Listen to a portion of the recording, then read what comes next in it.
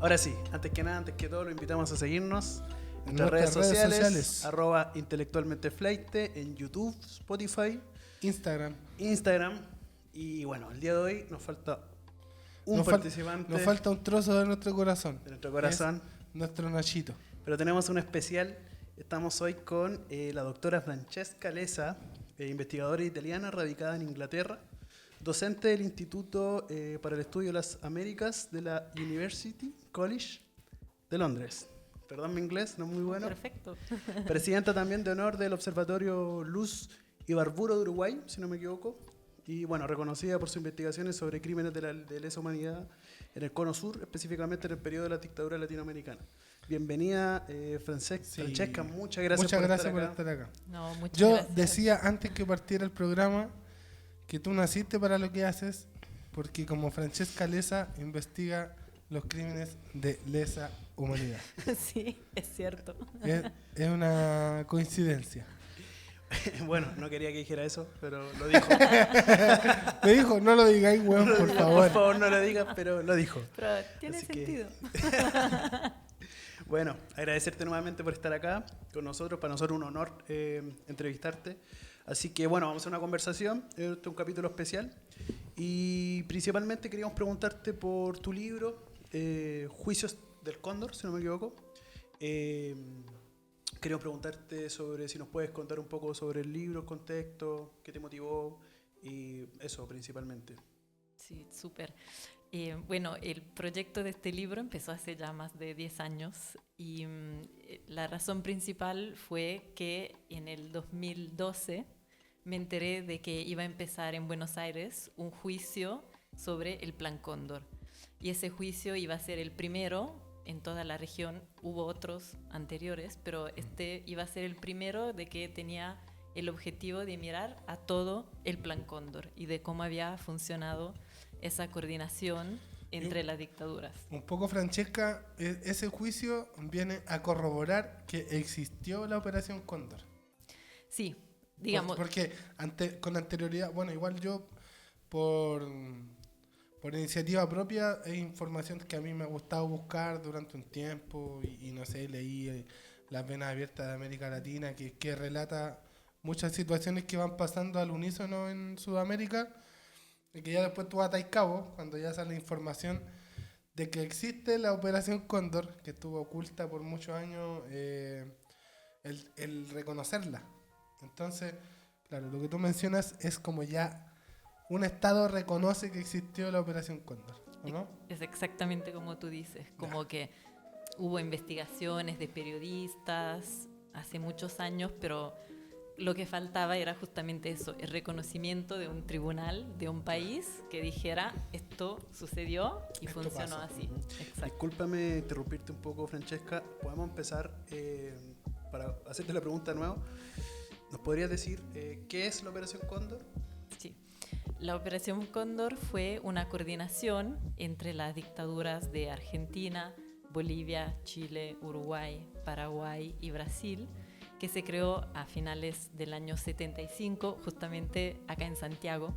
La reunión fundacional fue acá, organizada por Manuel Contreras de la DINA y obviamente con la autorización de Pinochet, porque nada de ese tipo iba a pasar sin su autorización en ese momento, justamente para coordinar la represión más allá de las fronteras de los países.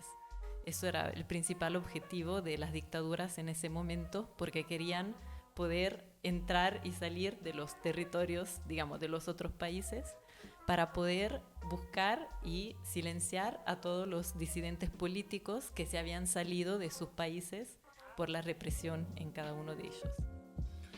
Qué nefasto Manuel Contreras, Mamo Contreras, ese es el apodo de Manuel Contreras. Creo que, bueno, como para no hacer de la entrevista algo que no sea como propio de nuestro programa, alguna vez festinamos la detención de Manuel Contreras porque hay unos videos muy buenos del viejo no queriendo entregarse y su familia, así, que fue aquí en esta comuna. Manuel Contreras vivía en Peñalolén. Ah, mira, no sabía. Sí, así, para la historia, Sí. creo que igual es llamativo. cómo sufre su familia casi teatralmente, un poco negándose a lo que había sido su papá, su abuelo, que era un viejo de mierda, un asesino, un torturador, un enfermo, y que llega, no sé, un contingente como de 70 policías y ya no pudieron detener eso. Entonces es un poco para nosotros justicia, pero patético de ver, así como esas escenas de la hija desmayándose casi fuera de la casa, y que a nosotros nos gusta. Así, la verdad, a mí, yo debo asumirlo, me gusta verlos sufrir, después de todo lo que hicieron.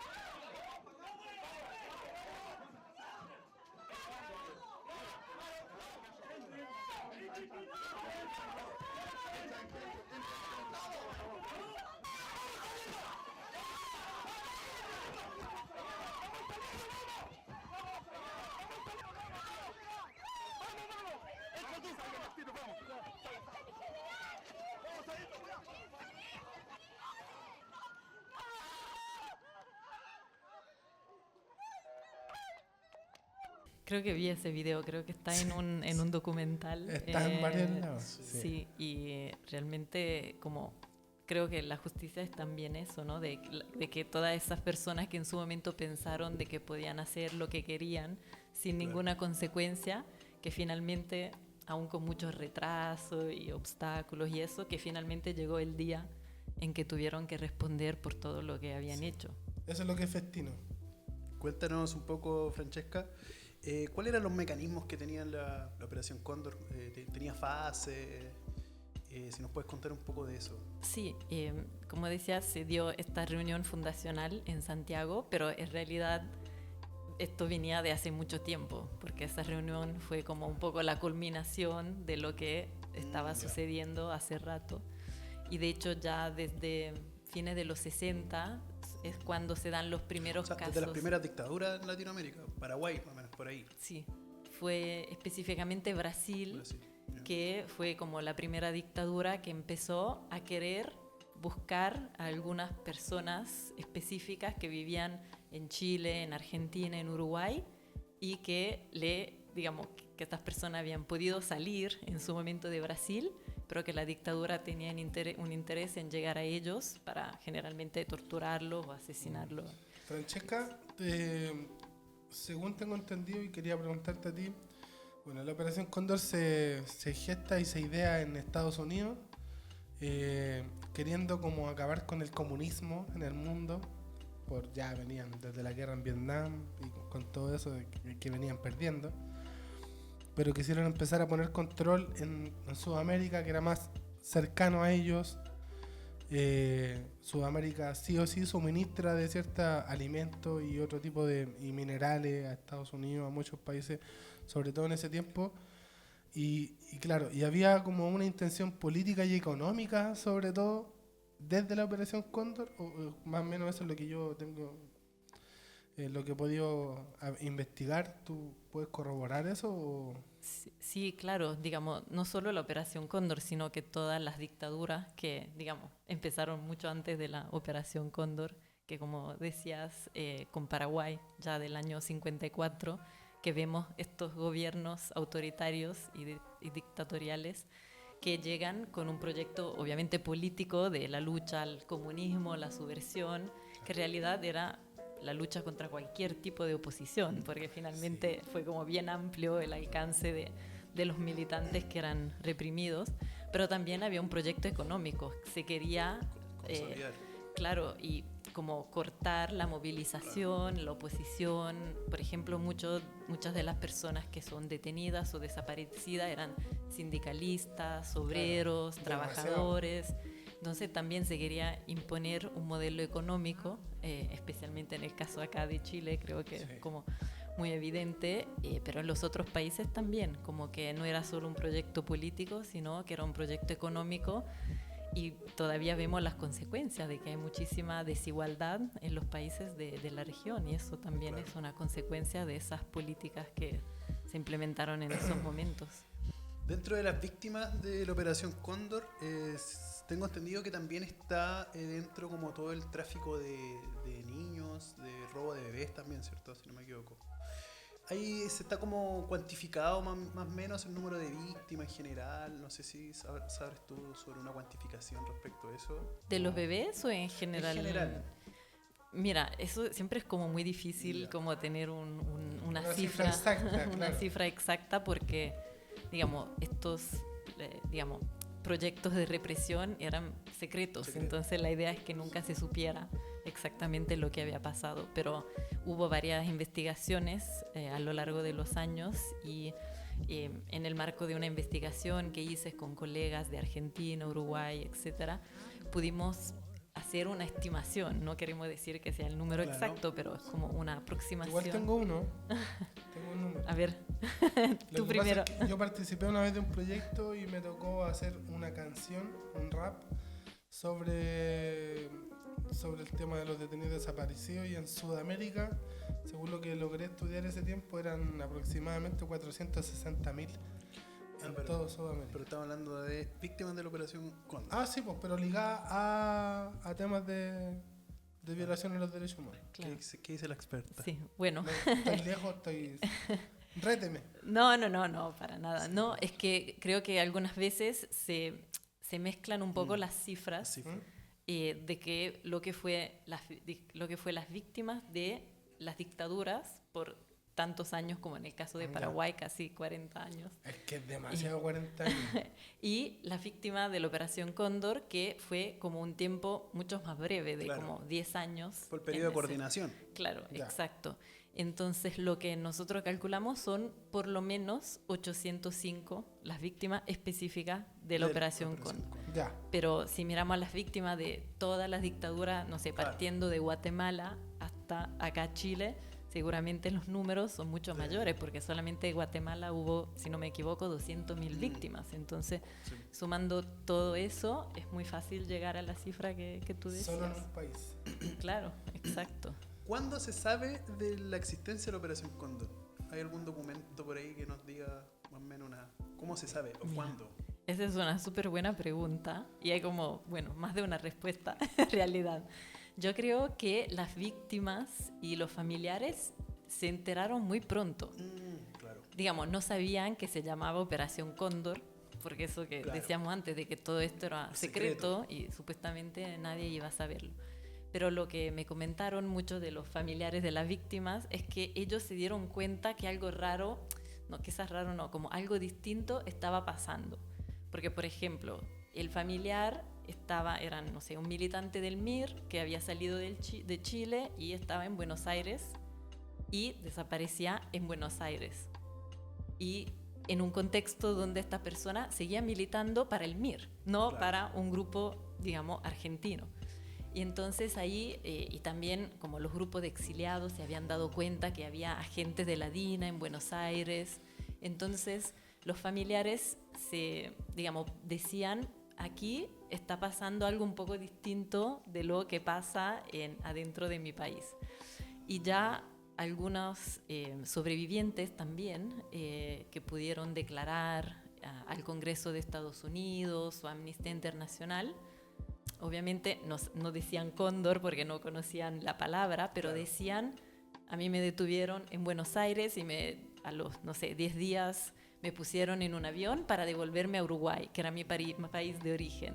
Y en Buenos Aires me detuvieron policías de Uruguay. ¿Qué hacía esta gente en Buenos Algo Aires? había ahí, claro. Exacto, Había una coordinación mayor. exactamente. Claro, me imagino que se cruza también con otros casos de que quizá alguien apareció en Chile y hay como hacer la suma en realidad de 2 más 2, algo estaba pasando ahí. Exacto. Y, perdón, lo que tú me preguntaste, la segunda respuesta es que en el año 79, si no me equivoco, un periodista de Estados Unidos que le habían filtrado algunos documentos después, si no me equivoco, del asesinato de Orlando Letelier en Washington, creo que él es una de las primeras personas que habla de cóndor. Como tal. Claro, porque los de Estados Unidos sabían todo. Igual la historia dice que claro, porque que Estados Unidos un poco le quita la espalda a Pinochet después de eso. Que fue un grave error por parte de la dictadura de Pinochet ir y asesinar a Orlando Letelier en Estados Unidos, que finalmente atenta contra la seguridad de Estados Unidos.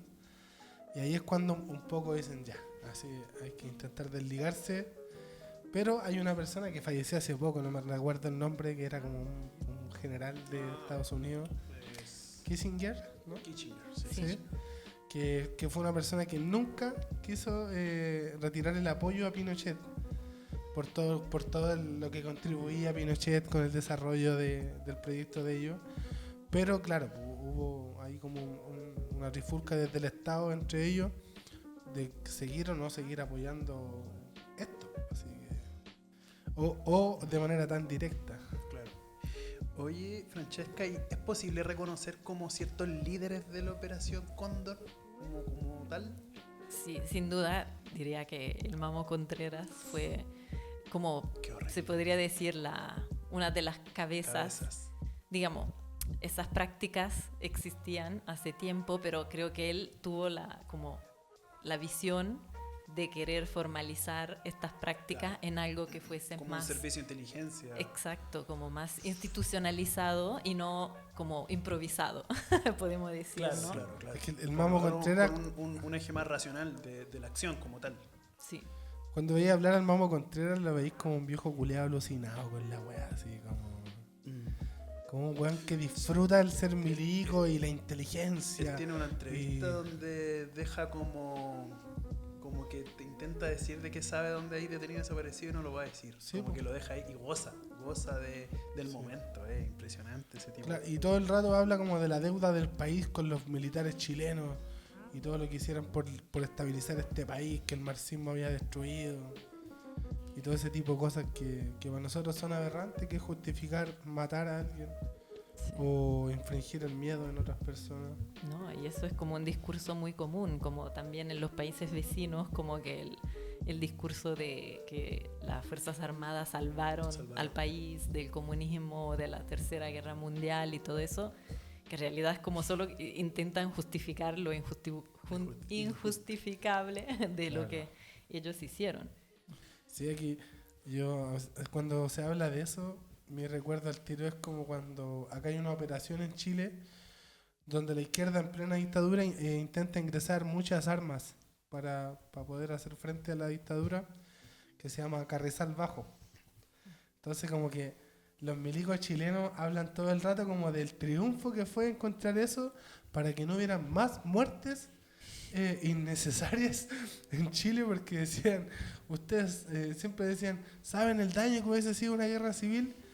Weón, y todo el daño que hicieron a gente desarmada, así como justificando que no, que ellos están ingresando armas, ellos son violentos.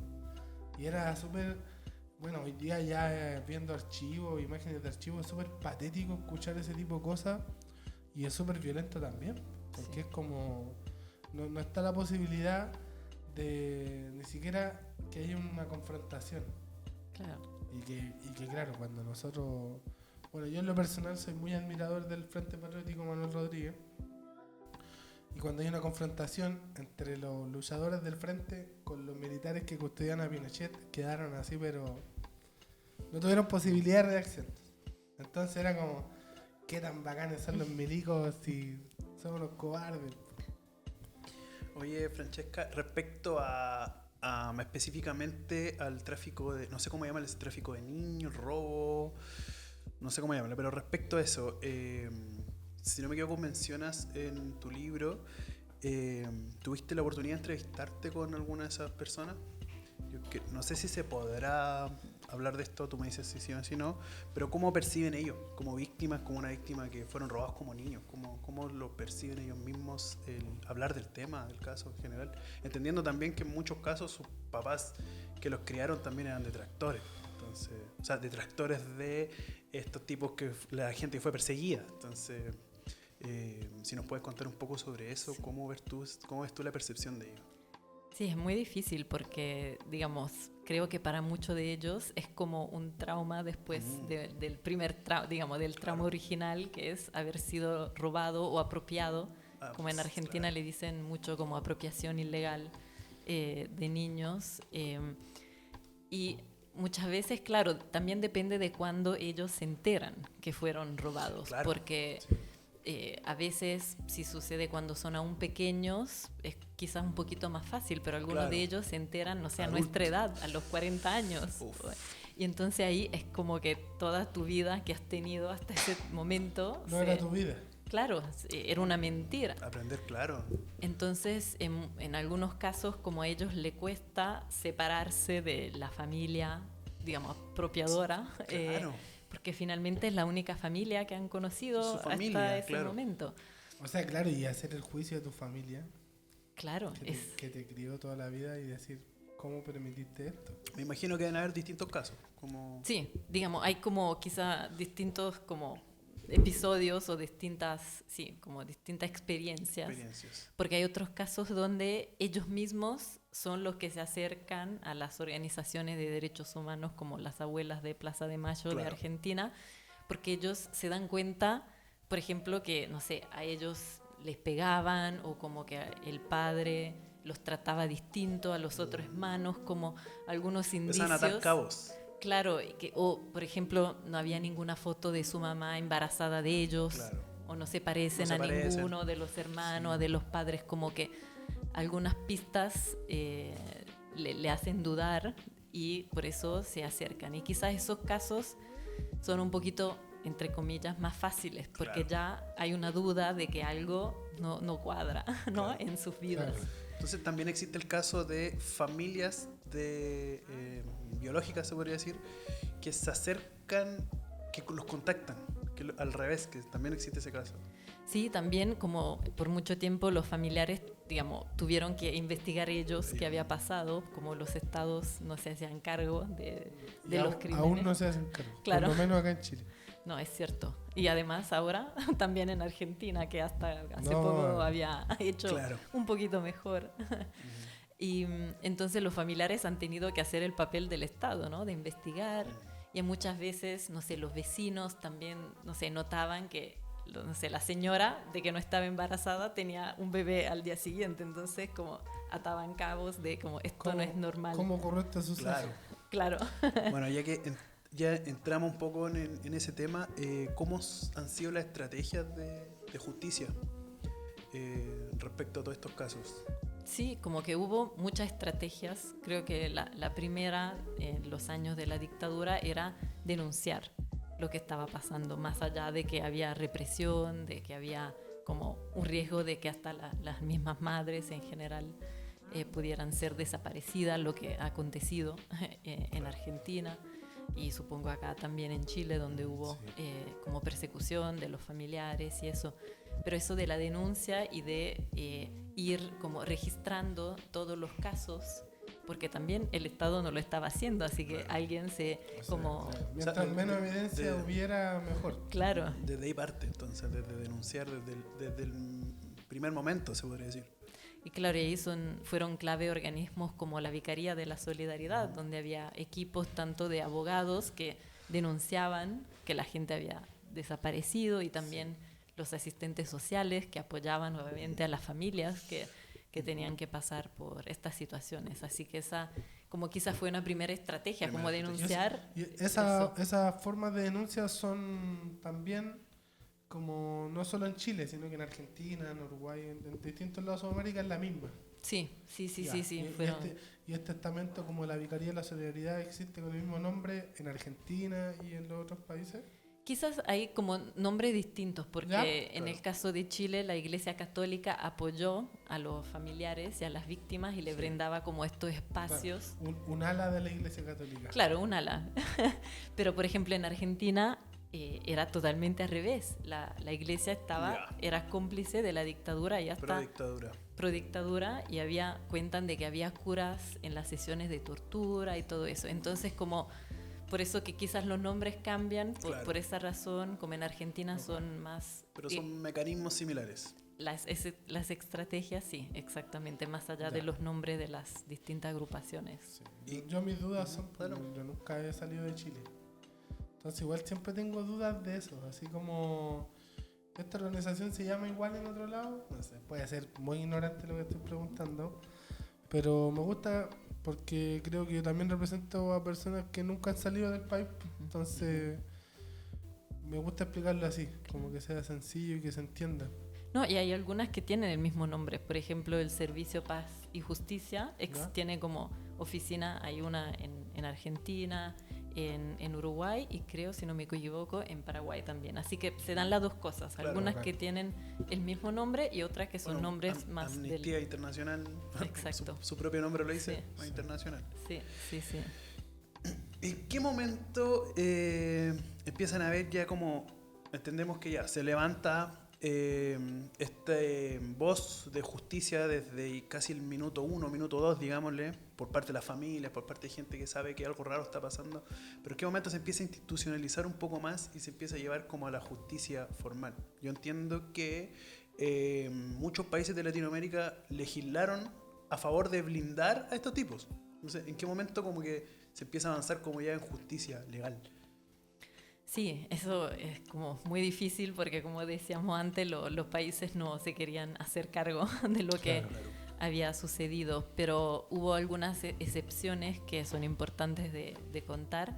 Quizás la primera en el caso de Argentina, que finalmente fue el primer país que salió de la dictadura ya en el año 83, entonces relativamente temprano si pensamos...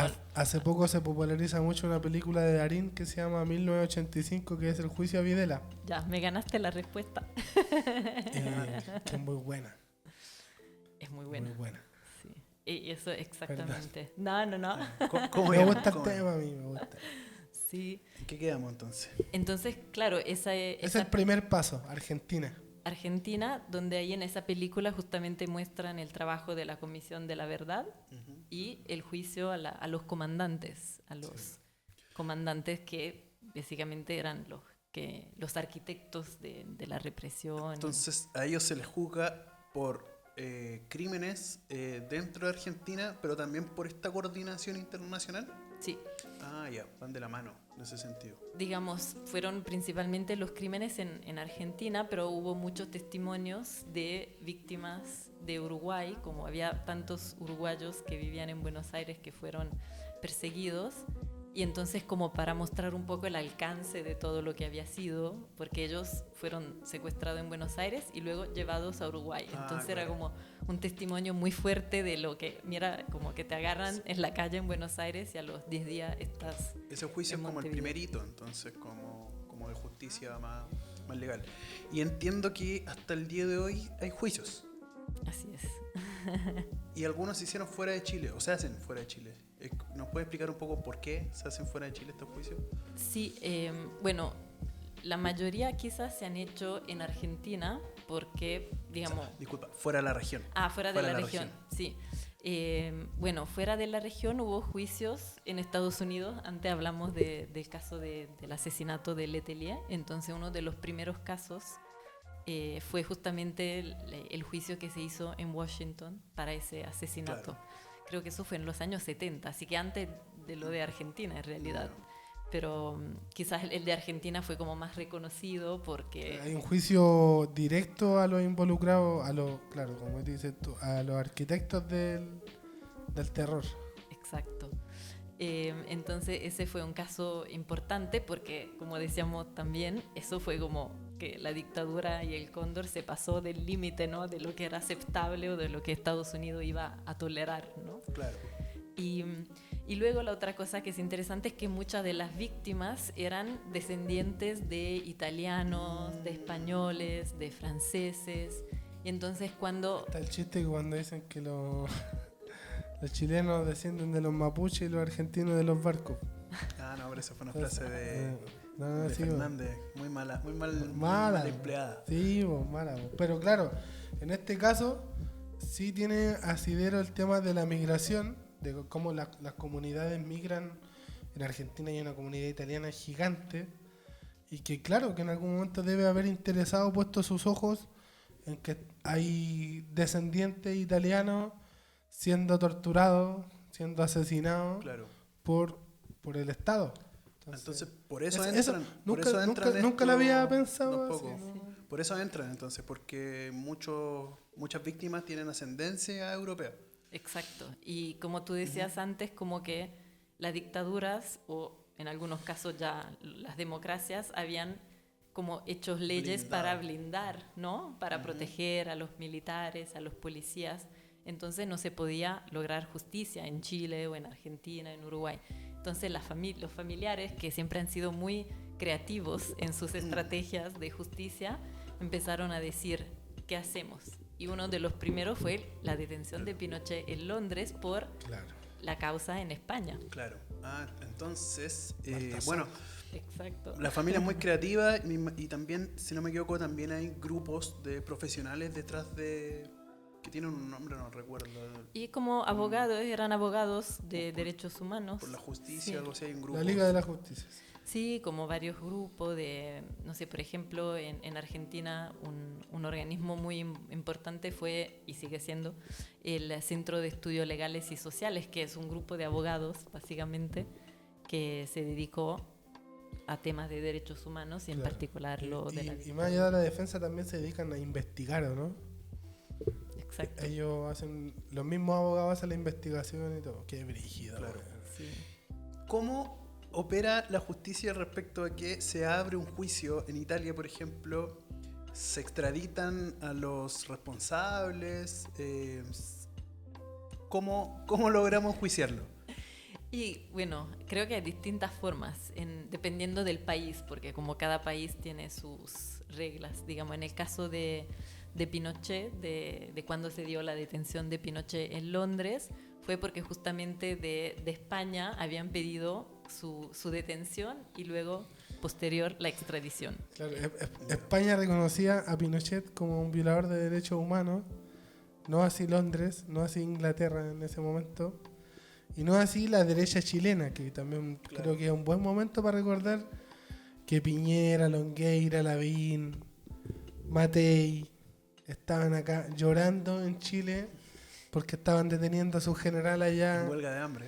en huelga de hambre, los miserables culiados, perdón que lo diga así, pero no puedo decirlo de otra forma, los miserables culiados llorando por un dictador y un asesino, que no se nos olvide quiénes son, que no se nos olviden las caras de ellos, que siguieron haciendo política hasta hace muy poco. En un mes se santificó a Sebastián Piñera y el otro mes supimos de todas sus peripecias con el exdirector de la PDI, y ahí se les cayó de nuevo el presidente Piñera. Entonces, para nosotros, por lo menos para mí, como un ser humano de izquierda, determina mucho quién lo defendió. Me llega mucho decir, esta persona fue y se paró en tal lugar porque como que casi que juntaban plata para ir a Londres. ¿Te acordáis de esa weá que era patético? Sí, horrible. Que casi que hacían bingo para ir a Londres a visitar a Pinochet. Horrible. Cuando la gente acá hace un bingo porque una persona tiene cáncer o enfermedades que debiera cubrir el Estado y aún no las cubre, pero es algo patético, por lo menos para mí recordar, pero de cierta forma igual bueno.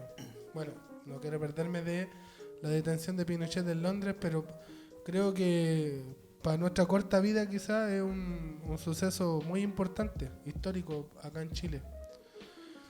Y no Claro. solo en Chile. Claro, y no solo en Chile, pero y cómo termina es horrible. Cómo Pinochet alega demencia, llega, se baja de un avión en silla de ruedas y se para y sale caminando. Sí, eso Es- fue. Demuestra el reconche de su madre que fue hasta... Hablando de eso mismo, tenía otra pregunta. ¿Cómo ves tú o cómo se defienden estos tipos en estas cortes? ¿Como bajo qué argumento? ¿Les quedan argumentos aún? ¿Cómo lo hacen? ¿Acusan demencia senil? No sé si nos puedes contar un poco sobre eso. Sí, bueno, creo que hay distintas estrategias que utilizan, también depende de los abogados que tienen para defenderlos, ¿no? En algunos casos creo que intentan usar lo que veníamos conversando antes, digamos, ese discurso de que ellos salvaron la patria, de que había terroristas, comunistas, que debían hacerlo. claro, que no le quedaba como otra alternativa que salvar el país y que en el fondo todos nosotros somos como desagradecidos por no ver todo lo que ellos hicieron. Estos buenos son Marvel. Todos estos Sí, buenos como son de Marvel. superhéroes, ¿no? Sí. ¿Y hasta el día de hoy Ya. hay juicios en proceso? Sí, hasta ahí todavía. Y digamos, en el caso del juicio de Plan Cóndor en Argentina, que yo seguí unos años, esas eran algunas como más la estrategia ideológica, ¿no? Eso de la lucha del comunismo y eso.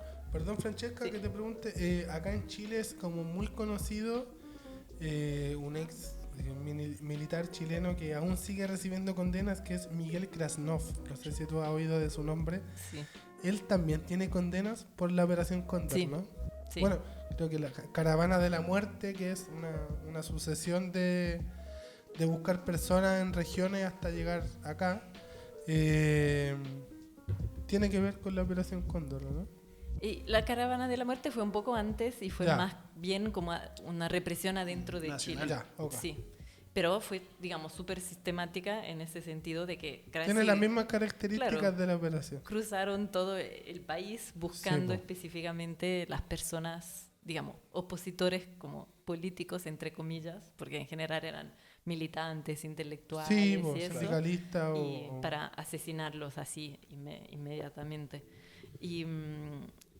Y lo de Krasnov, sí, él también tiene condena por Operación Cóndor, Claro. entre Pero que muchas otras. Aquí José Antonio Caz dice que él lo ve y que es un candidato presidencial del Partido Republicano aquí.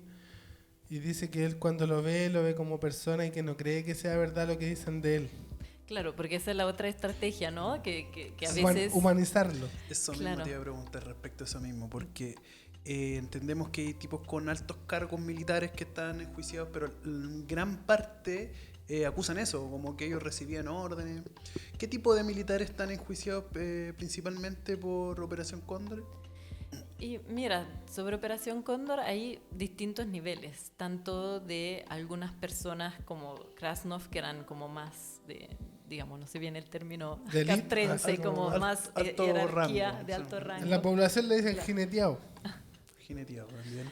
Y otros que eran como más los cabos rasos, soldados, sí, o, claro. claro, los, Sí. exactamente.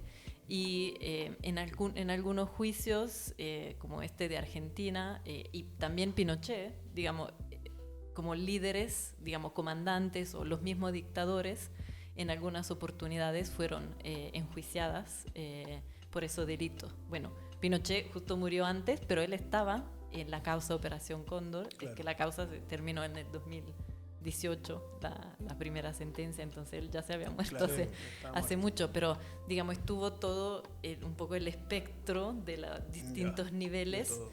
porque en el caso de Cóndor algo así de coordinado entre los países no podía suceder si Pinochet, sin Era Videla imposible. no lo Sí, supieran. Viola porque- la soberanía de los países. Exacto. Entonces alguien tiene que permitir Claro, el si ingreso y el permite- egreso. sí, Así es. Claro. Entonces eso es algo interesante de Cóndor, de que se vieron como todos los niveles involucrados. Francesca, te puedo hacer una pregunta. Tú que eres investigadora y que has visitado otros países, este tipo de coordinación como para infringir el terror, asesinar gente, ¿no se ha visto en otro contexto mundial? Así como con las características de acá, que hubo coordinaciones de casi 6 países. Digamos que sí y no, en ¿Ya? el sentido de que no, por lo menos yo, digamos, puede ser que simplemente no lo sepa, pero no he visto ese nivel de algo tan sofisticado, así de tantos países y que trabajaran de una forma tan cercana y trabajaran muy bien. Casi psicopática. Sí, exacto. Lo que sí hubo son como algunas instancias de algunos otros países, como por ejemplo Rusia y China, que son países autoritarios y que tienen como el mismo objetivo que tenían las dictaduras de silenciar sus opositores políticos en el Ya. exterior. Claro. Y entonces utilizan estrategias parecidas Similares. de como los asesinatos, por ejemplo, en Inglaterra o en Londres, donde yo vivo, ha pasado ya más de una vez de que algunos ex agentes de inteligencia de Rusia ha sido asesinado en Inglaterra por agentes que Rusia manda para matarlos. Que finalmente es como la misma dinámica. Uf, que... Bueno, ¿Qué? para ir Eso es terminando... así hasta hace poco. El Sí, último fue Mm. este año, pero no de Rusia, de Irán. Un periodista de un canal de televisión que es, digamos, está en Londres, pero denuncia todo lo que sucede en Irán. Intentaron matarlo ahora a fin de marzo, por suerte sobrevivió, pero es así de que pasa todo el Es tiempo. como un símil. Sí. Bueno, Francesca, para ir terminando un poco, ¿cuál crees que ha sido el impacto que ha tenido tu investigación como tal? Bueno, qué pregunta difícil. Y creo que el impacto ha sido un poco visibilizar estos juicios que muchas veces creo que la prensa de los distintos países no está muy atenta, y no solo a los juicios de Plan Cóndor, creo en general a los juicios de los delitos de la dictadura, como que la prensa siempre está buscando otras noticias más de sensacionalismo, no sé si se dice Ujú, eso, sí. y se olvida de temas como estos que son fundamentales. Y respecto a los juicios que todavía están en curso, ¿tu investigación podría ser un insumo o ha sido un insumo para este tipo de juicios, por ejemplo? Sí, pude, digamos, testificar. ¿Testificar? ¿se dice? Sí, testificar en la Corte Interamericana. Dilo en italiano si entendemos. Sí, es súper parecido. En la Corte Interamericana de Derechos Humanos, justo de un caso de cóndor que involucra a Argentina, Chile, Uruguay y de 2 niños robados. Entonces me pidieron un informe justamente sobre las víctimas de ese partido político que se llama, porque aún existe, Partido por la Victoria del Pueblo, que es un partido político uruguayo que se fundó en el exilio en Argentina. Y justamente en esos años, en el año 76 en particular, persiguieron a centenares de militantes de ese partido. Entonces yo hice un informe que mostraba justamente cómo se había concentrado la persecución en Argentina en ese tiempo. Qué valentía, perdón, pero qué valentía, weón, para ponerle así un partido en plenas dictaduras. Yo sí, pues hay que tener corazón para... Sí. Y para militar en el partido por las victorias del pueblo en plena dictadura. Sí. Me parece muy Bueno, entonces admirable. pudiste testificar en un juicio. Qué increíble. Sí, eso nunca Sí, lo tremendo impacto. había pensado, porque yo empecé yendo a un juicio para aprender Claro. yo sobre lo que había sido el Plan Cóndor. Entonces pasar a que, digamos, me citaran ahí en la corte y después en Roma, en un juicio que se está haciendo en Italia, eso fue el año pasado, también en ese caso más para hacer un poco como de puente entre mi país y América del Sur, que en Italia, digamos, la gente no conoce mucho de lo que ha pasado acá. Claro. Entonces, como poder ayudar un poco con mi investigación para que se hiciera Podemos el entender juicio. entonces que tu investigación tuvo un muy gran impacto. Un alto impacto, Directamente a una O medida sea, de reparatoria. Claro, sí. Es que es muy, creo yo, frustrante que, por ejemplo, investigaciones como las tuyas no tengan la visibilidad que sí tienen temas muy banales, como tú dices. Entonces, para nosotros es importante como saber esto así, y porque de una u otra forma, como te explicábamos antes que partiera el programa, esto lo escucha gente muy común y corriente, no algunos sí que estudian en la universidad, pero no muy ligados a la academia. Entonces, para nosotros es sumamente valioso saber hasta dónde ha llegado esto, qué has conseguido tú, que igual es sumamente importante, creo yo, como intentar favorecer a estas familias después de todo lo que tú has recopilado en cuanto a investigación. Y por lo menos para mí es un honor, así como que podamos compartir y conversar más allá de nuestros roles o cómo nos desempeñamos en la vida, o quizás el poco impacto que hemos podido tener en causas así. Son causas que a nosotros nos mueven el corazón, así nos mueven la vida. Siempre hablamos del Frente Patriótico Manuel Rodríguez, de cómo los viejos están presos hoy día. Hoy día hay personas presas por haber peleado contra la dictadura, que para nosotros es insólito y una falta de respeto con quienes intentaron buscar la libertad de nosotros hoy en día, de nuestros padres, de nuestros abuelos, y quienes un poco en su lucha permitieron que hoy día nosotros podamos votar, podamos elegir muchas cosas, y que sigan presos, siguen detenidos, siguen sus familias. Es más, nosotros tenemos un vínculo estrecho con Carlos, que es el hijo del comandante Emilio, que él piloteó un helicóptero para rescatar a sus compañeros del Frente Patriótico de la cárcel. Y esa familia hoy día está sufriendo la extradición de su papá a México con una condena de 60 años allá, horrible. Y tú cuando habléis, claro, así con Carlos y veis la familia que son ellos, son personas que solo sufren por el sufrimiento ajeno también, más allá de lo de su papá. Entonces, como que la justicia, claro, la justicia es un juicio y castigar a ciertas personas, sí, pero la justicia también es poner en libertad a quienes lucharon por nuestra libertad según nosotros, según nuestro deseo. No tenemos la fuerza para poder ir a testificar o no hemos llegado a esas instancias, pero sí, yo en lo personal te agradezco todo lo que has hecho y dónde has llegado. Por eso te doy estos ejemplos también que para nosotros son súper conmovedores, y más ya teniendo contacto con ciertos familiares y ciertas personas de quienes han vivido este tipo de cosas. Así que Gracias. agradecido. Bueno, y para ir terminando, quisiera hacerte una pregunta, que sabemos que tuviste problemas en Uruguay, que fuiste amenazada, que quisiéramos saber si nos puedes comentar un poco, si quieres, si nos puedes comentar un poco de eso, qué pasó ahí, qué sucedió. Sí, por supuesto. Bueno, lo que sucedió no está como totalmente claro porque la falta de investigación de los estados sigue también para las cosas que pasan más recientemente. Esto pasó en febrero de 2017, que un comando, un grupo que previamente era desconocido en Uruguay, que se llama o se autollamó Comando General Barneix, hizo una amenaza a un grupo de personas que incluía activistas, abogados de derechos humanos, también autoridades de Uruguay, porque estaba el ministro de Defensa, imagínense, y luego gente como yo, investigadores, así que había como una mezcla de 13 personas, 10 de Uruguay y 3 extranjeros. Y en esta amenaza decían que básicamente que si iban a pasar más juicios de militares, con militares que lo que suele pasar es que ellos se suicidan cuando lo van a buscar a su casa. Los valientes soldados.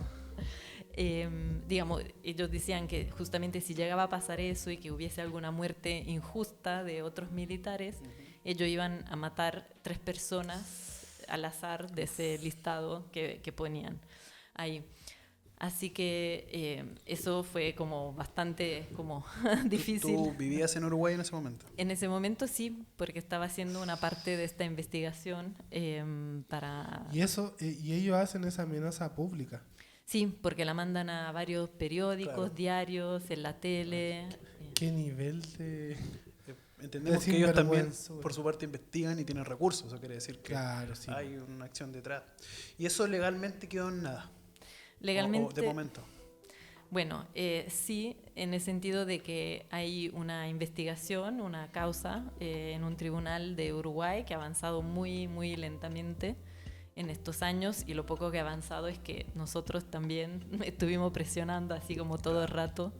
Y básicamente hace un par de años, si no me equivoco, detuvieron a un joven de unos 30 años que según ellos, él es esta persona del comando Barneix, que digamos, mi interpretación personal es Acá en que... Chile hay un dicho que dice, el más hueón al arco. Y sí, capaz que él mandó el mail Sí, claro. con la amenaza, Sí. algo así, pero no es la cabeza que está detrás. Claramente hay una coordinación más El mayor autor de- intelectual no es él. Exacto, exactamente eso. La Sí. última pregunta, Francisco. Bueno, muchas gracias también por contarnos eso. Sabemos que es un tema complejo, me imagino, ser amenazado en otro país.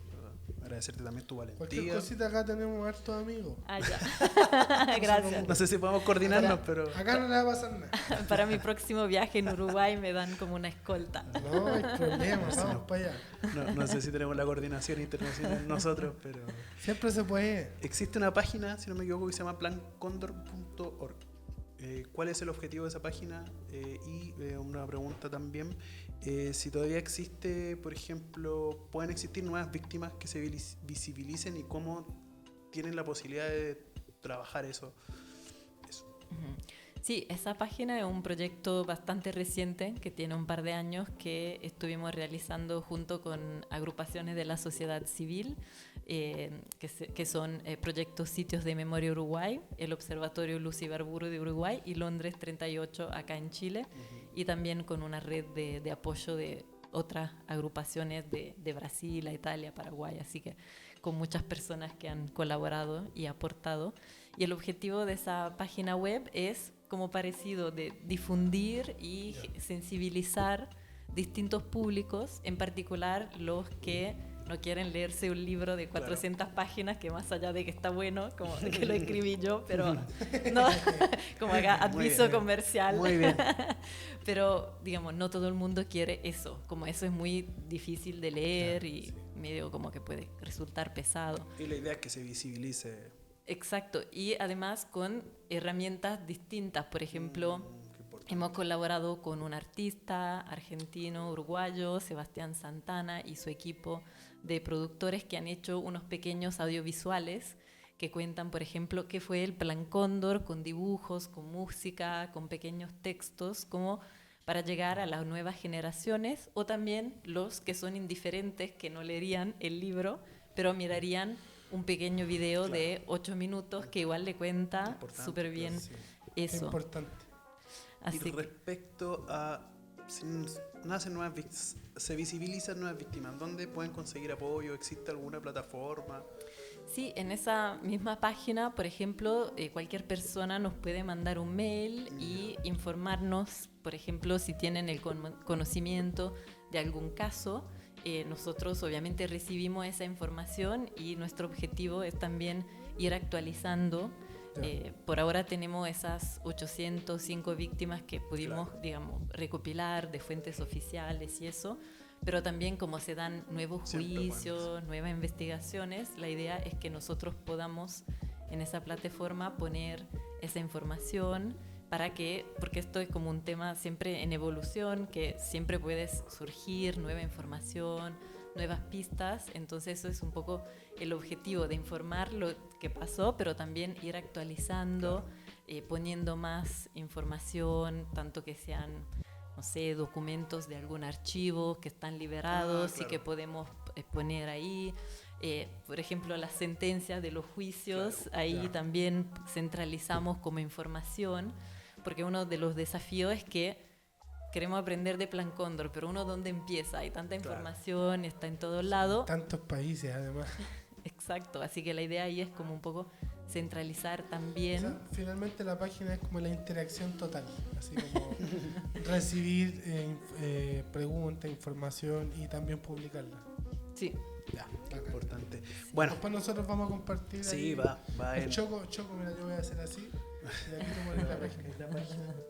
Bueno, Francesca, antes de cerrar, yo quisiera tomarme la patudez, ¿no? De dedicar este capítulo a... Nosotros nos creamos en un contexto donde todo esto, de este tipo de detalles lo hemos aprendido, quizás no en su cabalidad, pero mucho por relato popular. Vecinos, vecinas que nos cuentan que fueron torturados, que mataron a un hijo, mataron a un hermano. También tenemos vecinos que nos han comentado, por ejemplo, que le robaron hijos. Y quisiera también dedicarle esta entrevista. Sabemos que estamos cercanos a ellos, no los vamos a mencionar por respeto también a su propio relato. Sabemos que hay algunos casos donde ya se han conocido, otros que no, que están en proceso. Entonces, querer dedicarle también esta entrevista a ellos, a ellas, a sus familias, a nuestros amigos que también lo han vivido. Y eso, agradecerte a ti, tu disponibilidad, el espacio, que hayas viajado de tan lejos y que nos hayas dado un espacio a nosotros, que intentamos llevar la academia también a que todos lo escuchen de todas las formas, de todos los idiomas, desde la COA hasta la intelectualidad máxima. El COA es el diálogo callejero. La COA. ¿Cómo se comunican los cabros, los jóvenes en la calle? Y bueno, para terminar, un honor que haya estado acá. Acá en la radio comunitaria finalmente, con este tipo de cosas, nosotros creemos que finalmente es un regalo para nuestra gente, para los pobladores, pobladoras, así que personalmente agradecerte por tu espacio, tu tiempo y que hayas estado acá. Muchas gracias. Yo también quería decir un par de cosas. Yo en lo personal siento que hemos tenido una vida tan dura que a veces hay cosas que no logran conmovernos tanto. No por insensibles, sino que porque hemos tenido una vida muy difícil. Pero no sé, a mí me tocó compartir hace como un par de meses con el tío abuelo de mi pareja, que él hizo su vida en Francia, exiliado, él fue del GAP. Estuvo cuando se tomaron por asalto la moneda y todo, ahí me contó historias súper duras y bonitas también, de compañerismo, de sobrevivencia. Y ahí es cuando uno dice, chuta, así como realmente esta escalada de violencia es mucho más dura de lo que muestra un documental o un documento, sino que cuando te la dice alguien que la vivió o alguien que tuvo que hacer su vida por obligación en otro país, sin su familia, sin el diario de acá, sin el pan de acá, sin cosas tan cotidianas que es lo que yo finalmente rescato de esa conversa, que es el valor de lo cotidiano de tu país, de tu lugar, de tu población en este caso para nosotros. Y todo lo que corta la vida, este tipo de acciones tan violentas y tan miserables que son aceptadas y justificadas muchas veces por personas que tienen todas las herramientas para discernir y decir, esto estuvo mal, esto está mal y hay que condenarlo. Y así todos lo defienden, por eso yo los trato como los trato. Pero claro, creo que nosotros muchas veces hablamos del amor en todo lo que hacemos, en las situaciones que vivimos, y creo que esto es un gran acto de amor hacia la humanidad, y te lo agradezco mucho. Espero que siga proliferando tu investigación y todo lo que tú haces, y acá siempre va a ser bienvenida por nosotros, y claro, más allá de que sea algo pequeñito, cuenta siempre con nuestro apoyo.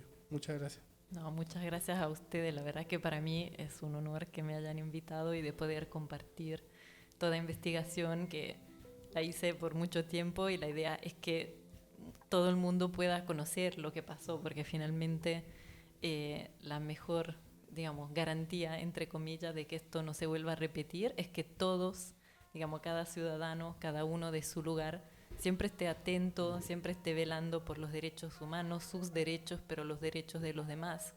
Porque cuando uno se pone indiferente es cuando pueden, digamos, volver a pasar estos acontecimientos, porque las autocracias y la dictadura, además de la violencia que sabemos que han utilizado y lo saben hacer muy bien, pero también se aprovechan de la indiferencia, de la falta de interés. Entonces, ¿cómo es el deber ciudadano de todo, de velar por los derechos, por la democracia, por lo que tenemos? Porque hasta que uno lo pierde, no sabe digamos, lo valiente que era. Así que también parte de esta difusión que hacemos también con la página web es eso, de que si más personas pueden conocer lo que pasó, es más probable que se eviten situaciones. Son más personas que eviten que se repita. Exacto.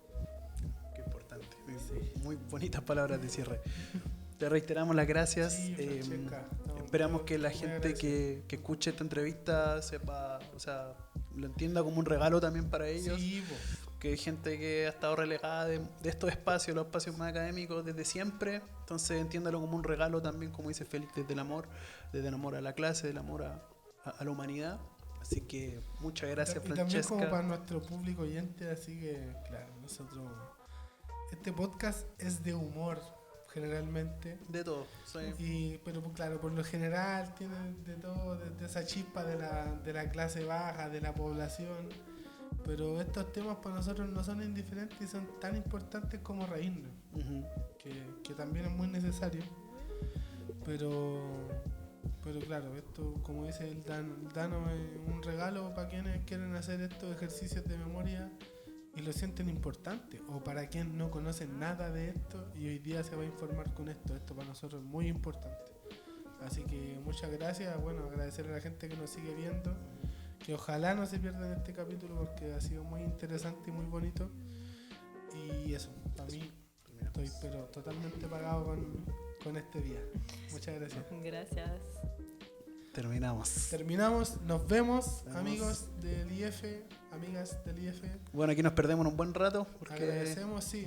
No sabemos en qué cerramos vamos a temporada, andar. parece. Estamos viendo cómo cerramos temporada, Pero Si no nos ven en un par de meses, sí, vamos a volver. nos vamos a tomar un respiro. Así que eso. Un abrazo grande, gracias. Esto fue a todos. Intelectualmente Intelectualmente Flaite.